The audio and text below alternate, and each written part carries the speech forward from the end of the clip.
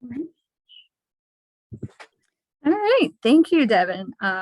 So I am excited to be here. I am, like she said, I am Christie Reale. I am the Deputy Library Director at Cabarrus County Public Library. But until today, I was a library branch manager.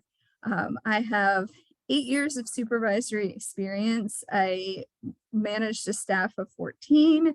Now I'm managing or co-managing a staff of about 66. So that's probably going to mean a lot more difficult conversations. I will say that I am naturally conflict averse. Difficult conversations have not come easy for me at all during my career. I'm usually one of those people who likes to avoid having any sort of conflict or having any sort of difficult conversations. But unfortunately, as a manager, as a leader, that comes up a lot. So what I want to do today is sort of share some of the tips and tricks that have helped me overcome that avoidance and really make sure I'm having effective conversations with my staff, with the community at large, and with management. All right, so I know we've already sort of introduced ourselves via library, but if you want to in the chat, just introduce yourself by your role. I know some of you are already in leadership roles, some of you may not be in. So this is just a way for me to get to know who I'm talking to and trying to tailor that to everyone. I'll give everybody a couple minutes to do that.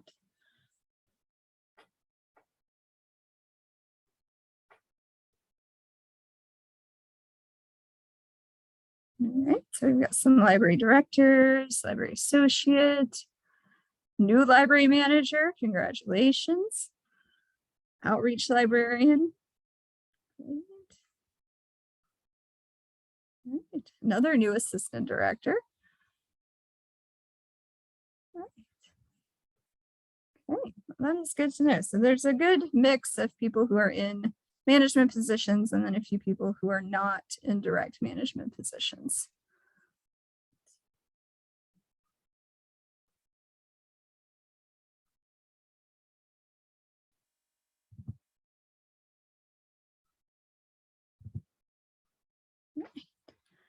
And now through Mentimeter, you can insert one or more words about how you feel about difficult conversations. This is another way for me to gauge where everybody's coming from. So if you want to take a couple minutes to go to that slide. Yes, anxiety is a big one.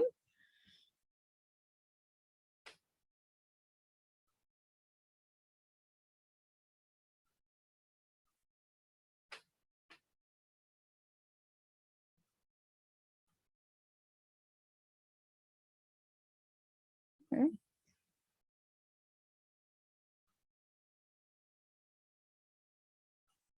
Lots of uncomfortable and awkward, definitely.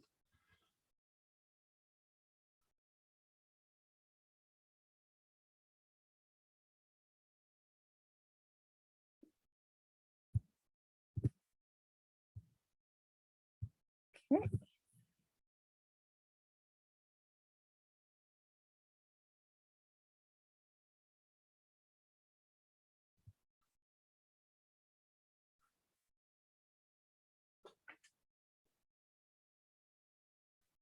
Yes, and several people said necessary, and we're definitely going to talk about why they are necessary here in a bit. Yes, I like whoever said hopeful, because yes, even though difficult conversations are by definition difficult, there can be some good things that can come out of those. All right, and this is sort of the last getting to know you question. Just rate how you feel about difficult conversations. If you have absolute confidence in your ability, you may not learn a whole lot today that's new, but we will definitely be a refresher. It looks like so far everybody's confident in some situations, but lost in others.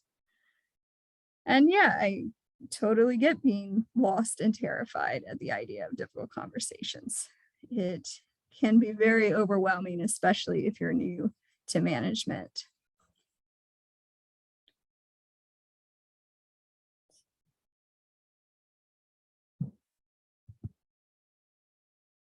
Okay, so this is our agenda today.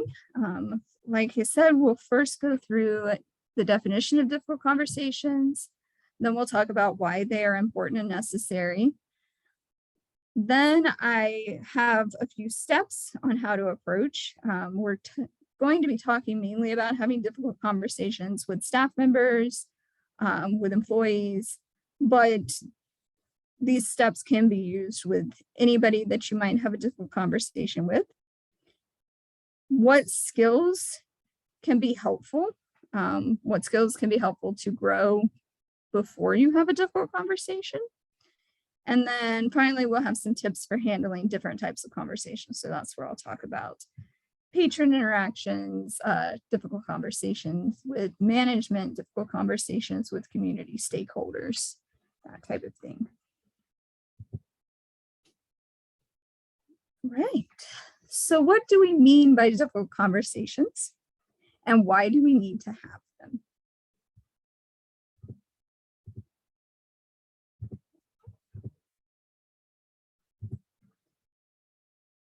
So I really liked this definition from Crucial Conversations by Carrie Patterson.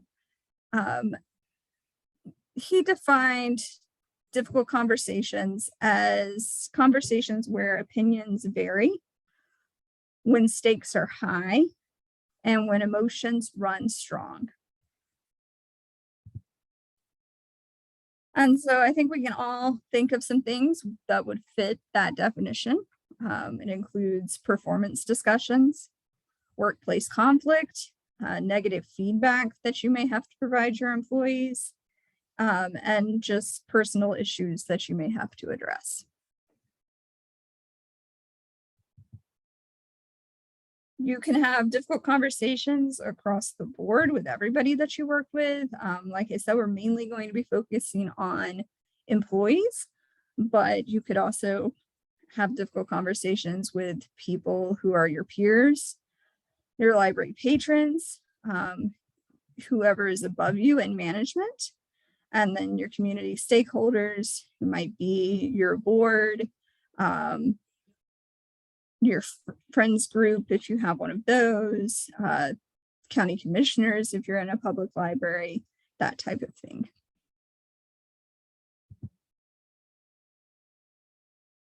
And why do we need to have these difficult conversations?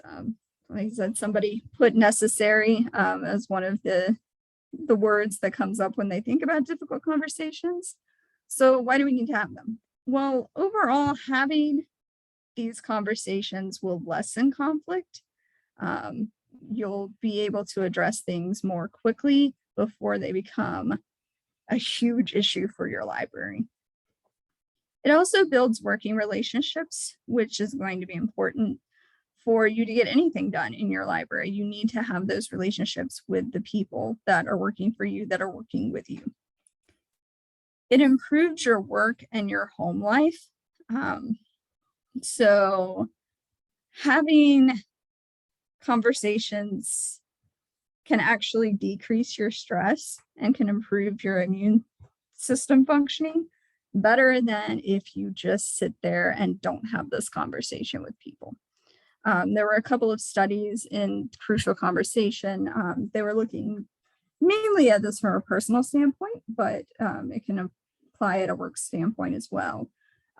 They looked at couples who had been married an average of 42 years and compared those who argued constantly with those who resolved their differences effectively. Those who argued constantly and never came to an effective resolution had far weaker immune systems than those who had found a way to resolve their arguments well. And they also did a study with a group of subjects who had malignant melanoma. And one group met weekly for 6 weeks to learn conversation skills. After 5 years, those subjects who had learned how to express themselves effectively had a higher survival rate. So only 9% of them had succumbed to their melanoma, as opposed to almost 30% of the untrained group. So those are some really good reasons to to practice your conversation skills and to have those difficult conversations. Having difficult conversations also improves awareness of where your employees are struggling, which can help you make changes and can lead to a more effective working environment. So if you're not talking to your employees regularly, if you're not having those difficult conversations, you may not know what's going on with them. And that can lead to a turnover. It can lead to problems in the workplace. So that's another reason why it's important to have these conversations. And then it helps your employees succeed. Um, no one knows what they're doing wrong or can be doing better if someone isn't taking the time to tell them and investing in their development. And part of investing in their development is having those awkward conversations, those difficult conversations of, hey, you're doing this, I need you to do something else.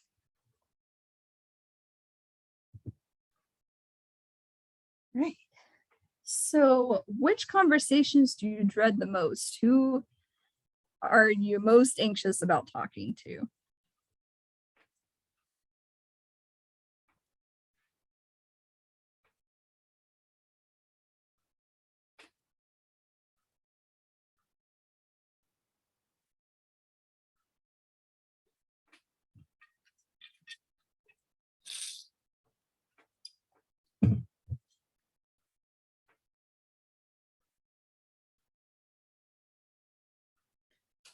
All right. So, employees and management are about even.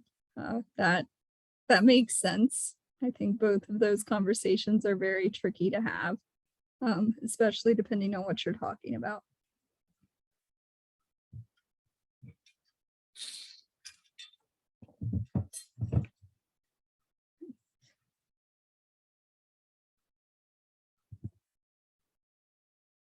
And then this is just sort of an exercise to have you think about a conversation you've had recently as we're going through this presentation.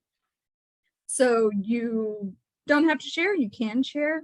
Um, just keep any identifying details to a minimum. So if you just want to identify the topic, for instance, addressing employee tardiness, you can include that. And I'm going to take a good drink of water while you are all doing that.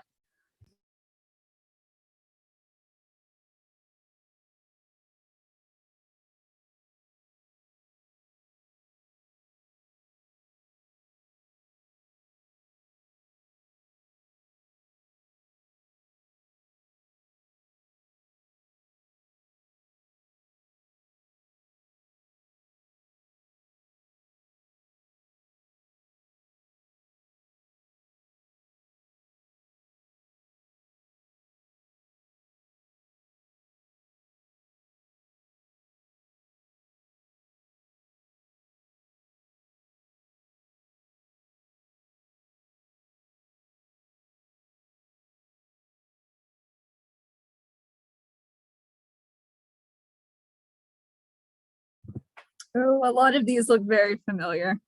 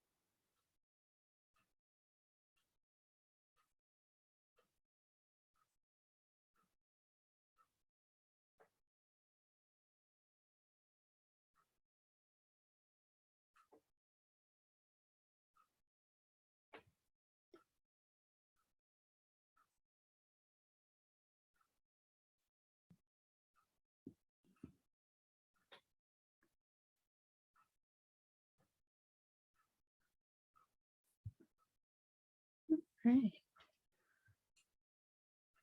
Right. Lots of dress code conversations, letting an employee know that they had applied for a promotion and that they weren't selected. That's definitely a hard one. Friends of the library, I have definitely had my time dealing with them. Um, yeah, I do appreciate some of you bringing in personal conversations as well. Like I said, we're going to focus on work here, but can a lot of what we talk about today can be applied across the board. So communication is always good at work and at home.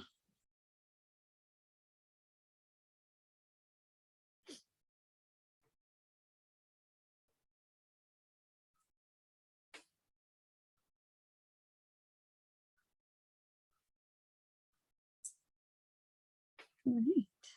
So we will move on from there, but hopefully you all have something in your head. Budget meetings, yes.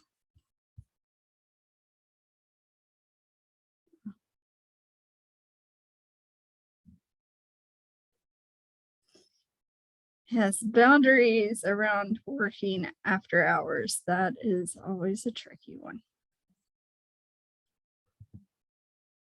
Okay, so now we'll talk about the basic steps to approach a difficult conversation.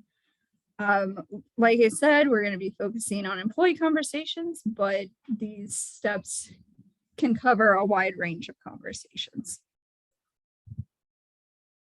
So there are 6 steps. There's deliberate, prepare, initiate the conversation, ask questions, listen, and decide on your path forward. So the first step is deliberate, but don't delay.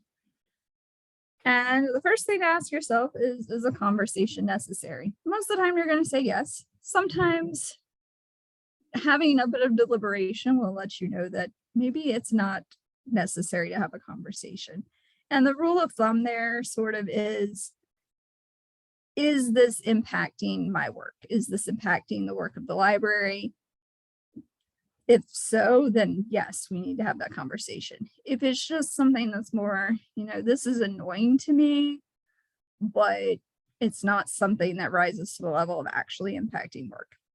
And one of the examples I use for that is currently my office is right next to the break room. And it can get very loud in the break room over lunch, especially if certain people are taking lunch together. And, that can be extremely annoying to me. But it's not something that I really need to have a conversation with people about because it's their lunchtime. They're allowed to have conversations and, laugh and chat about personal stuff. And there are ways that I can address that on my own. I can choose to move my lunchtime so that it lines up with theirs, so I'm not trying to work on anything. During that time, I can use noise canceling headphones, or, I can try to schedule my work days so that they aren't impacting it as much. So that would be a situation where it's just like, okay, this is just an annoyance to me, but it's not something that we need to talk about. And then you want to address things promptly, usually within a day or two. Some things may not be something that's that needful to address right away, but you do want to make sure you're not dragging your feet and waiting till performance evaluation time or a regular one-on-one meeting if it's something that needs to be addressed now. But you want to take a breather first, especially if an issue has really pushed your emotional buttons. So if there's, somebody has done something that y'all have talked about several times and you are just overwhelmingly frustrated and angry, take a breather first before going into the conversation.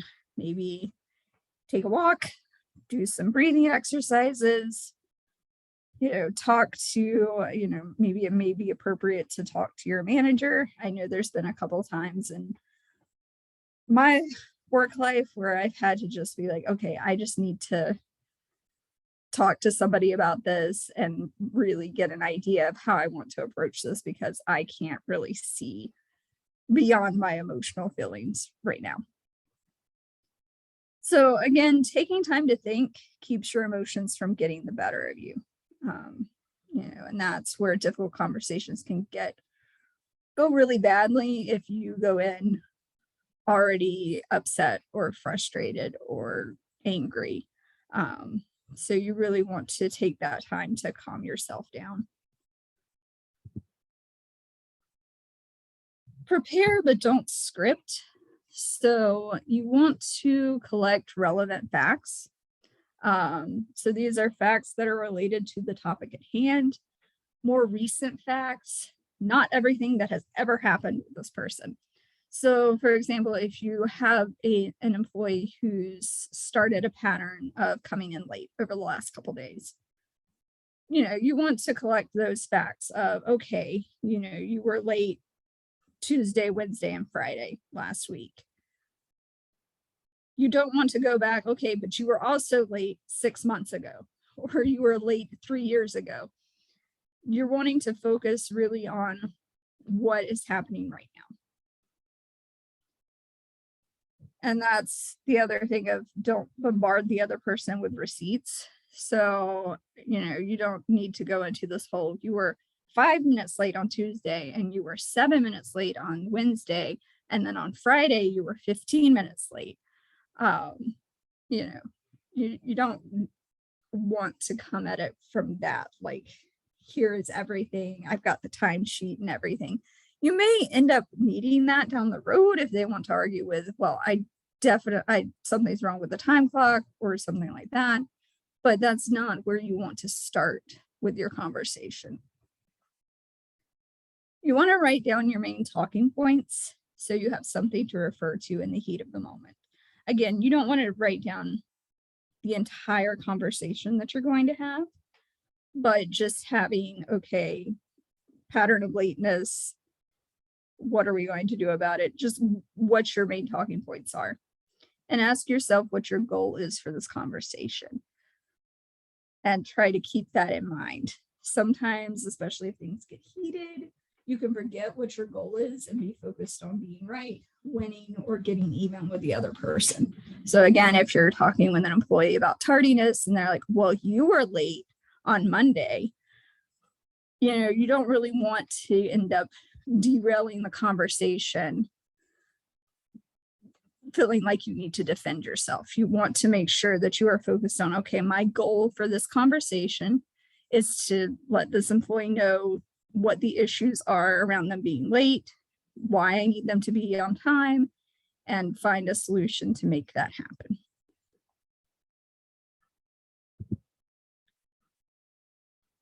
And then we get to initiating the conversation. So deliberating in preparation can really help with some of the anxiety and the dread. So definitely taking that time before you sit down with the person, even if it's just 5-10 minutes to take that time, is going to be really important.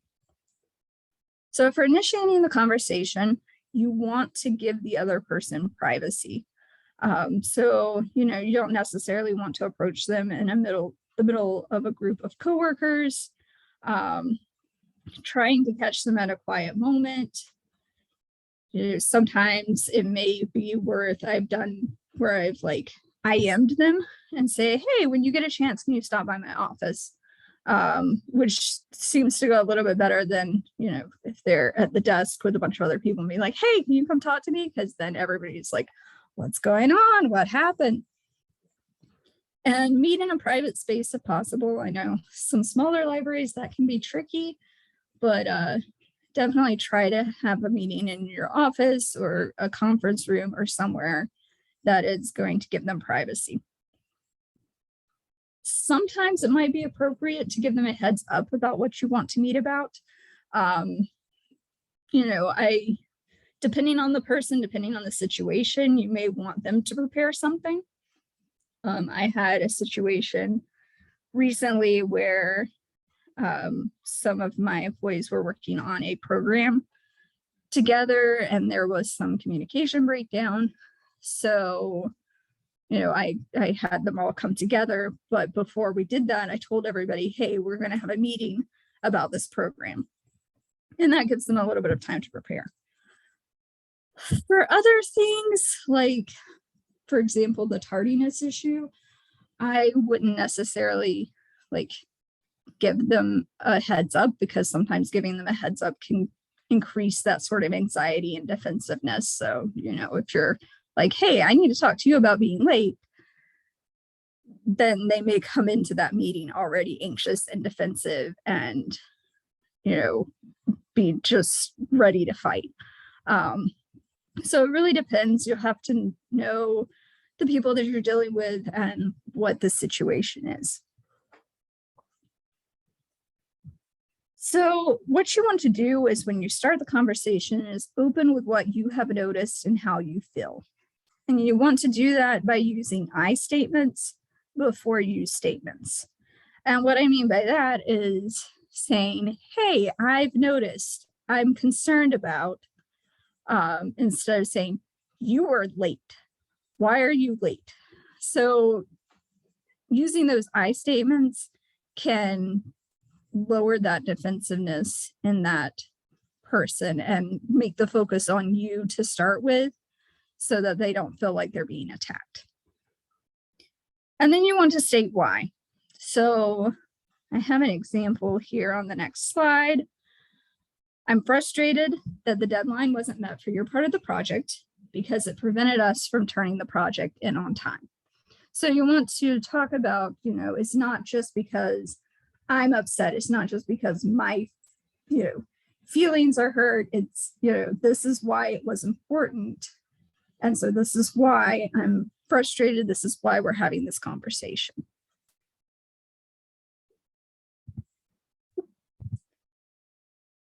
So the next thing you want to do is ask questions.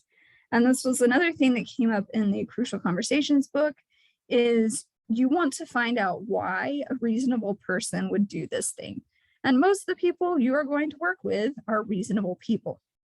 So that's how you want to sort of approach your questioning. And it's not so much of, why in the world did this happen? What were they thinking? That kind of thing. It's more of, okay, there's got to be a reason for this. Let me find out what it is. So in asking questions, you want to ask for their perspective. You want to keep an open mind. So you may think that you know the answer, but you might not. So trying to keep that open mind. And asking questions provides them a way out with dignity. So they feel like they are getting a chance to share their perspective, instead of you just coming at them like, you have been late and you need to fix this. You're trying to understand what's going on, and that gives them a little bit more of a feeling of trust for you. And so you can ask something like, what happened, or what's going on, giving them that chance to share their perspective.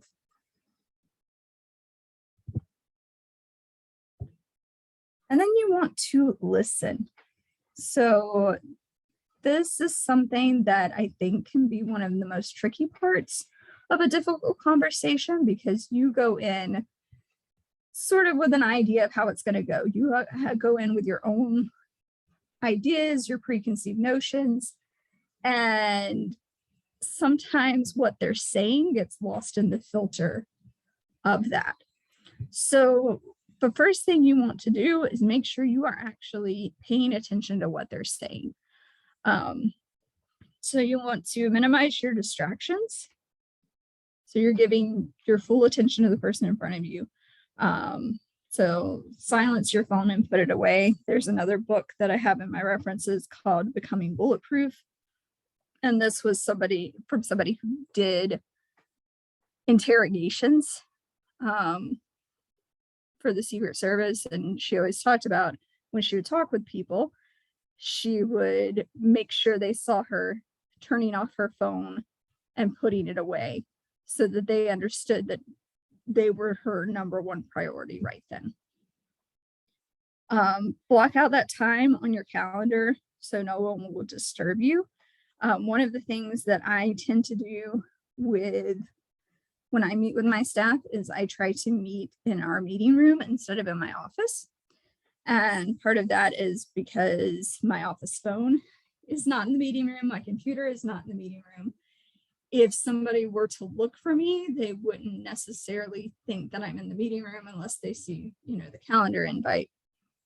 So that helps me make sure I am giving that person my undivided attention. While you're listening to people, don't prepare your responses. Really try to take in what they're saying. Don't interrupt them. So, for example, if you're having this conversation with your staff member who's running late and they're trying to tell you why they're running late, and they say something along the lines, well, I have to drop my child off at daycare before I get here, and you don't let them finish what they've said and are interrupting them and saying, well, yeah, but you've been doing that for 6 months. Why is this a problem now? Give them that time to explain. So that person may go on to say, and they're doing road construction now at that around the daycare, and I'm trying to find a different way to get to work. If you interrupt them with your preconceived notions, you may not get the full picture.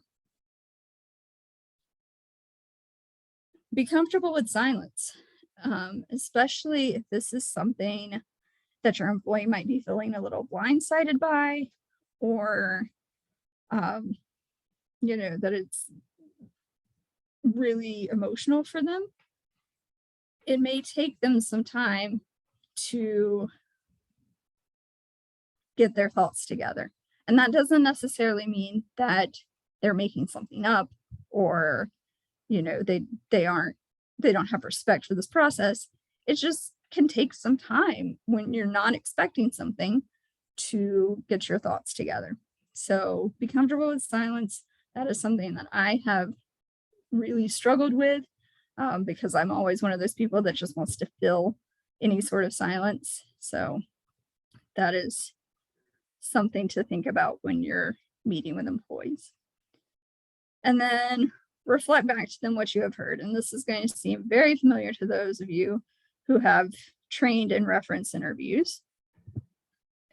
This is going to be things like, what I'm hearing is, it sounds like, and can you tell me more about?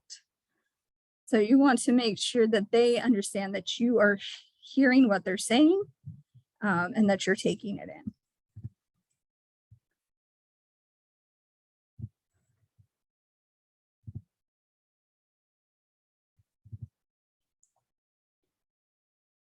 And then moving forward,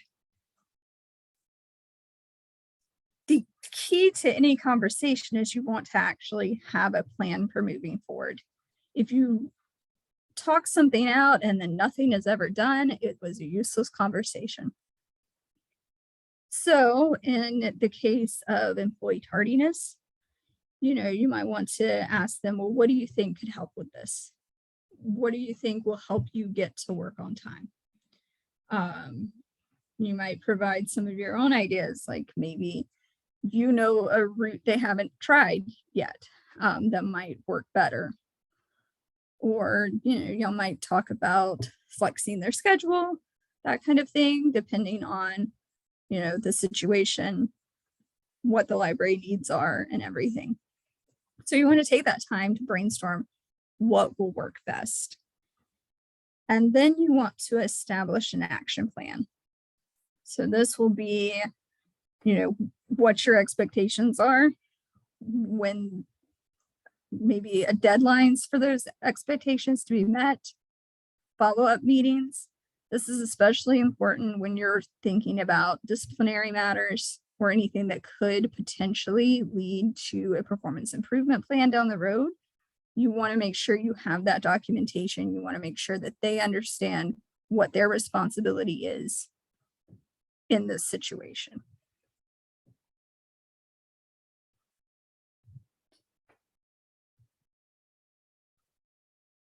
Great.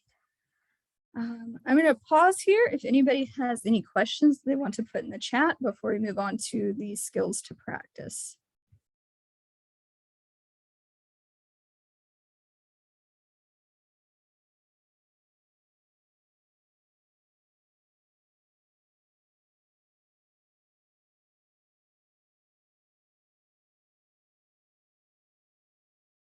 We have a question from Allison asking, what was the name of the book and author that you cited at the beginning?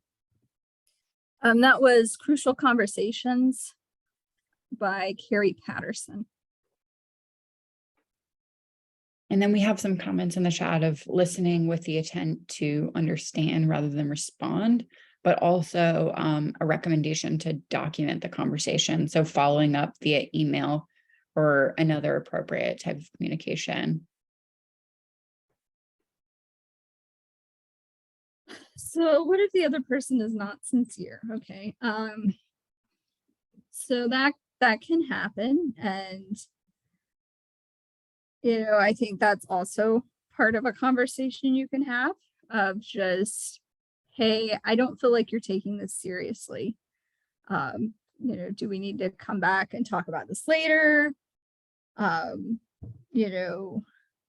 This is, again, reiterating why this is important. Depending on the severity of the situation that you're talking about, you can talk about, hey, if this doesn't improve, if we don't figure this out, this can impact your employment. And I don't want that. You don't want that. So how can we find common ground here? I have experienced that with some people where they're either not sincere, they shut down, that kind of thing. And, sometimes it may be appropriate to step back and revisit it later. Sometimes, you just need to address that head on.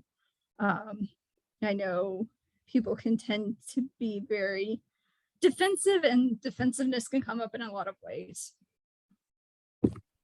We have a question from Virginia. What about bringing someone else into the conversation as a witness or an unbiased opinion? And that I have had experience with, especially with things that have gotten to the point of disciplinary measures. I've brought in people from HR, I've brought in my library director at times, and that can be very helpful sometimes just to make sure, especially if it is a situation where there's a lot of emotion, to make sure you have somebody who's non-biased who can witness that. And I have done that myself for my staff here. I have 3 supervisors under me who supervise people. So I will sometimes be that non-biased opinion when they're having these difficult conversations and follow up with them afterwards of how things went and, where we might need to improve or where we might need to revisit things again.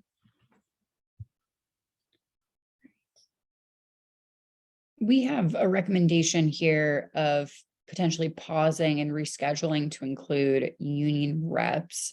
So in North Carolina, I don't believe have a setup like that, which I think can be challenging. But I guess HR is kind of that line of defense in some ways.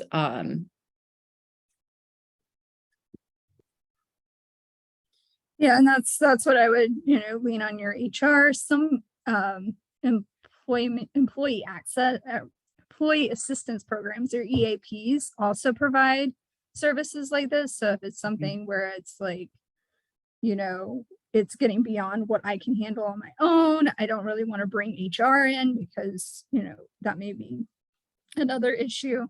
So there are EAPs out there that will provide some of that conversational support.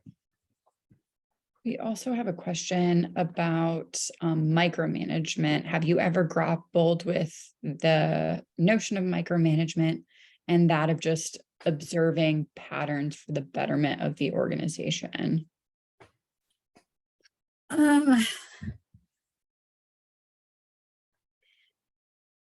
I have had to talk to some of the staff who work for me who are supervisors who I feel like are getting a little bit too involved in what their staff are doing. So that has been a conversation that I've had with them of just, hey, this is what I'm observing. You know, let's talk about this. Let's talk about better ways to manage your staff so that you aren't, micromanaging them, so that you aren't becoming overly involved in what they're doing. Especially I've had that issue with the supervisors around delegation.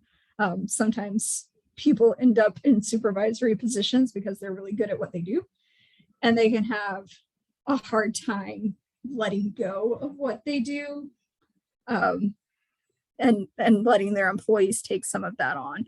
So that's where most of my experience with micromanagement.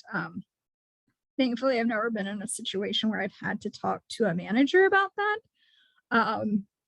Like a manager, one of my managers about that. But if I ever did, I would sort of approach it of, hey, I've noticed that you're really involved when you give me these projects. And, is there something you're concerned about? Is there something that you're seeing? Or, can we talk about how you can give me a little bit more space on this?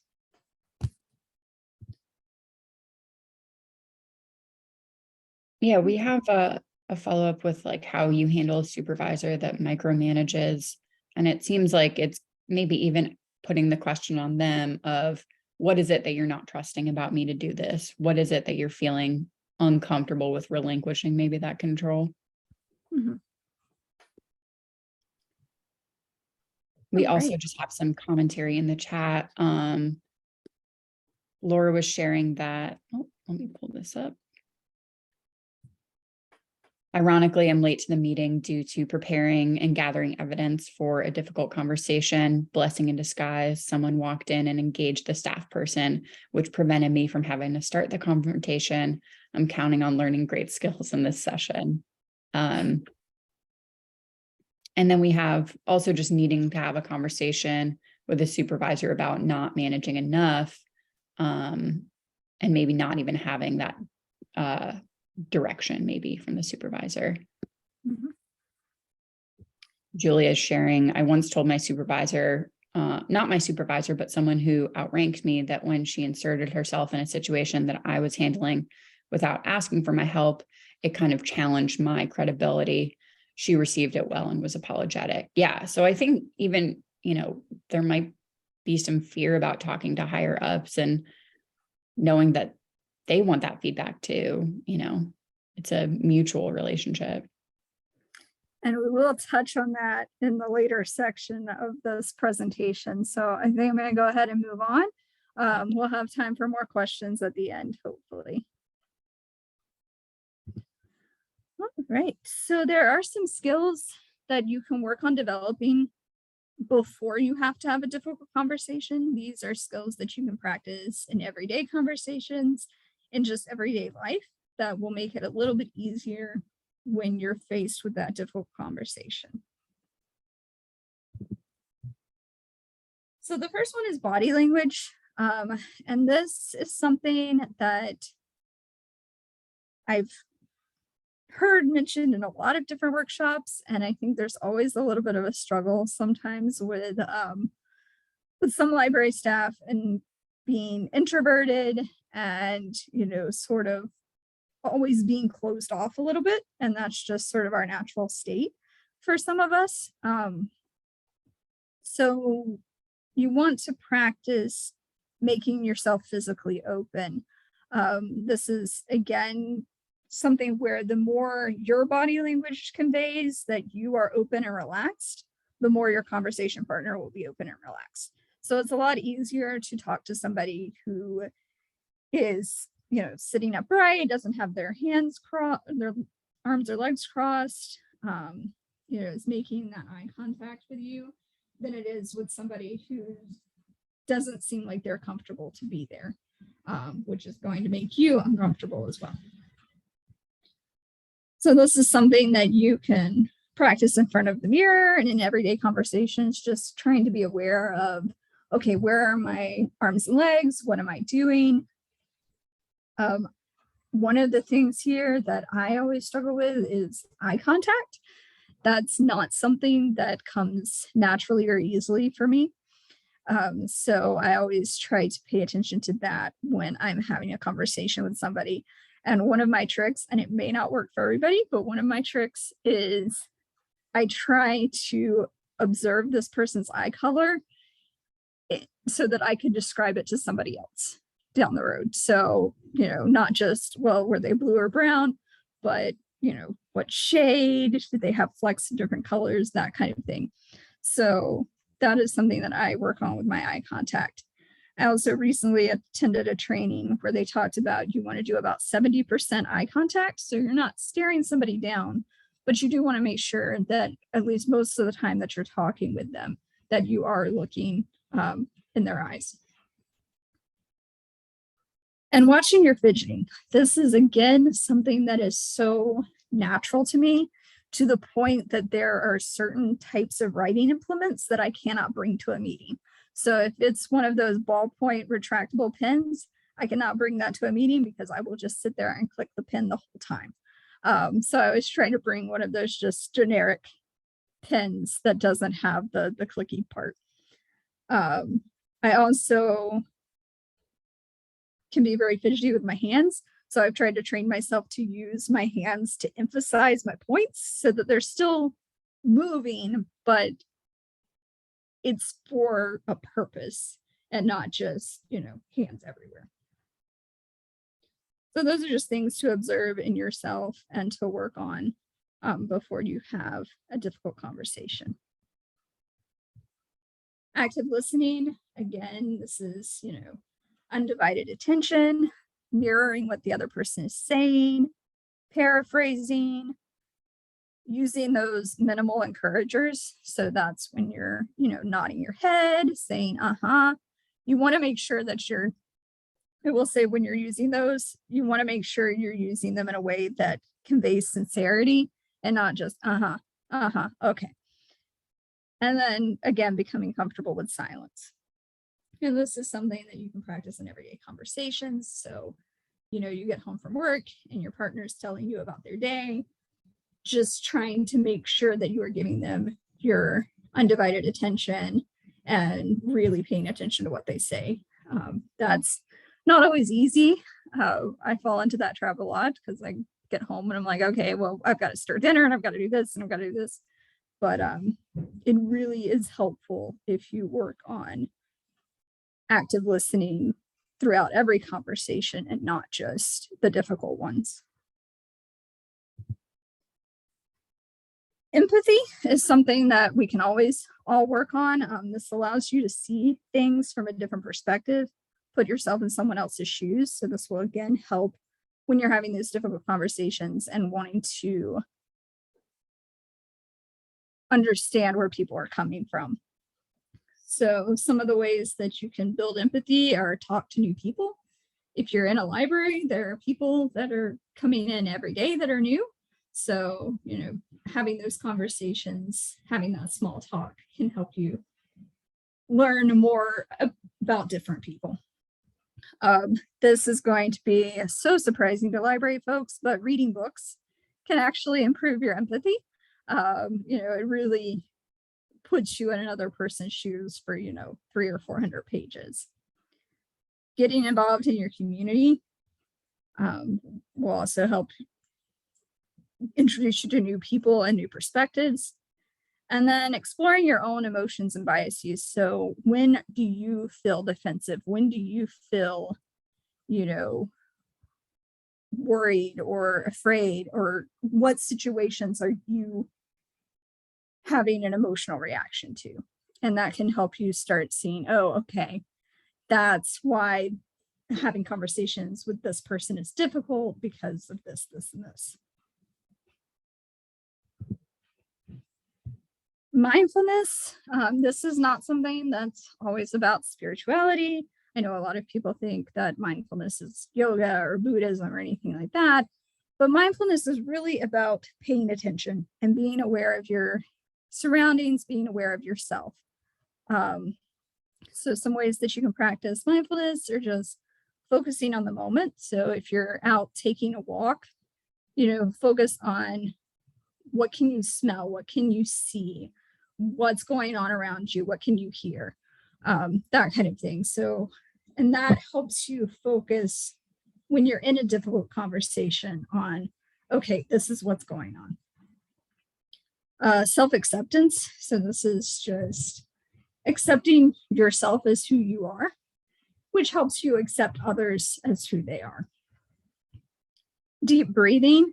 This is something that's really important when you're in that sort of deliberative stage and getting ready to go into that conversation. So one of my favorite techniques is called box breathing.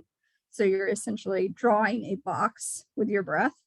So you want to breathe in for 4 seconds, hold for 4 seconds, breathe out for 4 seconds, hold for 4 seconds, and then just repeat that a couple of times. And that can really help regulate your nervous system, help calm any sort of anxiety or dread that you're having.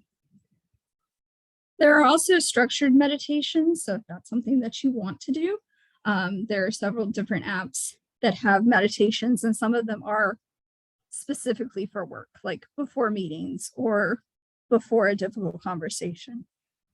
And those can be very helpful as well.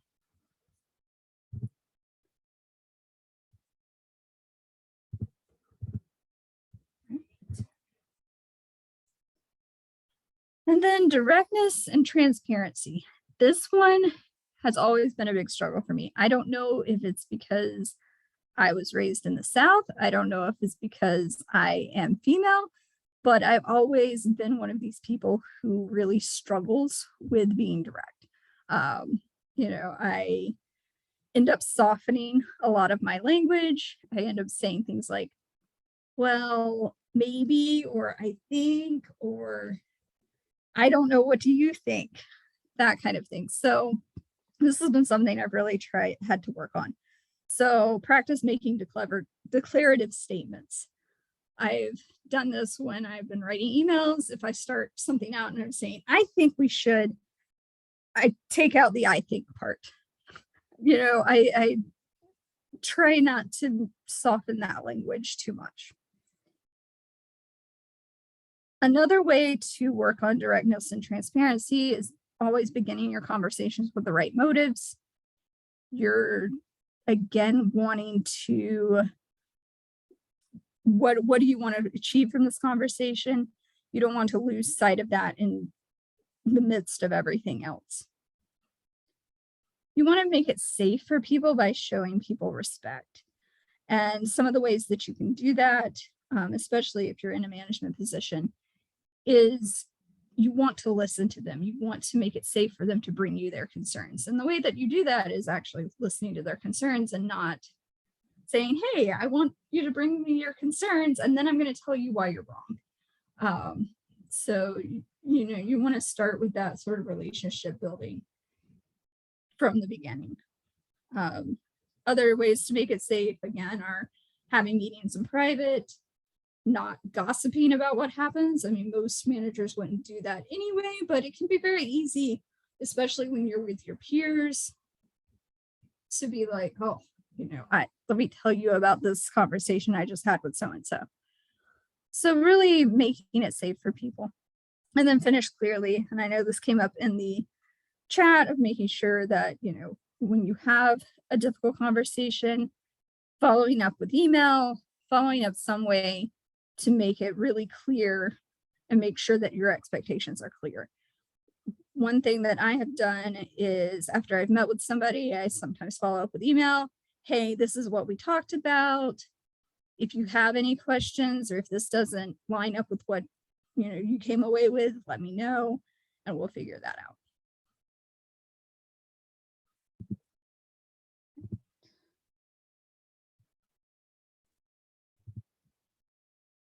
So adapting this for other conversation types. Like I said, most of those steps you can use regardless of who you're talking with but there are a few things to keep in mind with certain groups. So for patrons, empathy is going to be very important. A lot of times, even in libraries, you're working with people who are like you in some way. Whether that's, I mean, that could just be socioeconomic status. That could be that, you know, you're all from the same region, that kind of thing. So you really want to work on building that empathy with patrons who can sometimes be very different than your coworkers or your employees. You want to be direct and avoid library jargon. They don't always have the background knowledge that you have. So you want to be clear and direct with them. Especially sometimes you could be working with people who speak a different language, or English is a second language for them. So you want to make sure that you're being very clear. You want to pay attention to their body language. So that also goes back to sort of mirroring cultural differences, or if somebody's, you know, neurodivergent, maybe the eye contact or standing close to them is upsetting to them. So you want to make sure you're aware of that and trying to meet them on their level, and not trying to force something that isn't going to work for them. Also paying attention to body language. I know sometimes, especially in my public library, I have to have difficult conversations with people where things could turn unsafe. Thankfully, it's never been that bad, but you want to make sure that you're paying attention to that. And if things are escalating, you know, maybe back up, maybe get somebody to provide your backup for you, that kind of thing. When you can, try to give patrons their privacy. So, you know, I'm not necessarily recommending that you take somebody into an office or something like that, but, you know, if there's a situation where, you know, they're in a group of people, again, maybe try to separate them a little bit, try to take them somewhere where you're not necessarily going to be overheard in talking with them. Right. For management, you know, I've noticed since I've been in a management role, people don't want to talk to me as much. And it's not, I don't think that I am an intimidating person, but the role can be very intimidating. And so that's something that I've tried to work on with all of my staff. So don't be scared to approach. Remember that you flagging an issue may be what saves the library from a costly mistake down the road. If you are noticing something, you're probably not the only one noticing it. And it's definitely something that you want to bring up. When you're representing your staff, you want to use we statements instead of I. That can help a lot in helping this person listen to you sometimes. It can be a little bit easier if you say, I've talked with my staff and we are concerned about this, instead of saying, you know, I'm really concerned about this. Don't fall into the fool's choice of thinking you have to choose between honesty and employment. Most places where you are working, this isn't something that you're going to have to worry about. Though I realize that not every place is like this. And especially if you've had bad experiences in the past, it can be easy to think, oh, well, I shouldn't speak up or I'm going to be fired. So as long as you're being respectful, you shouldn't have to choose between honesty and employment. So again, if your manager's like has an idea and you don't think it's a good idea, maybe don't say, you know, that's stupid. You're stupid. That's a stupid idea. But saying more like, hey, I'm concerned about the direction this is going because of this, this, and this. Again, I know some workplaces can be toxic, and I wish I had better advice than, you know, you probably want to get out of that situation as soon as you can. If it really is a situation where if you have an honest and respectful conversation, you could lose your job. Hey, Christy, we're at time. But if you want to go to that final poll, maybe.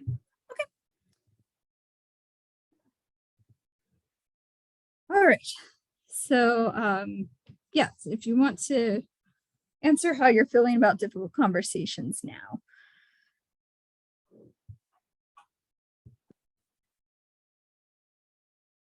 And yes, I'm sorry we've gone a bit over, but I know we had a lot of good questions there in the middle. Yeah, really good stuff. And folks, if you have any final questions, feel free to drop them in the chat as well.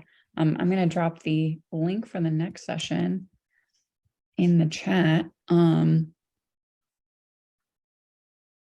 also the PDF for Christie's session is available in a folder that I put together.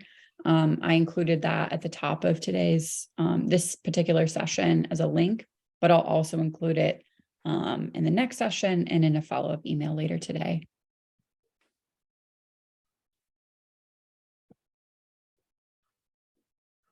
Christie included lots of references and some resources for later, so feel free to check those out. And I'm going to throw my email address in here. So if anybody does have questions that we didn't get to, feel free to reach out to me. Awesome. Thanks so much, Christie.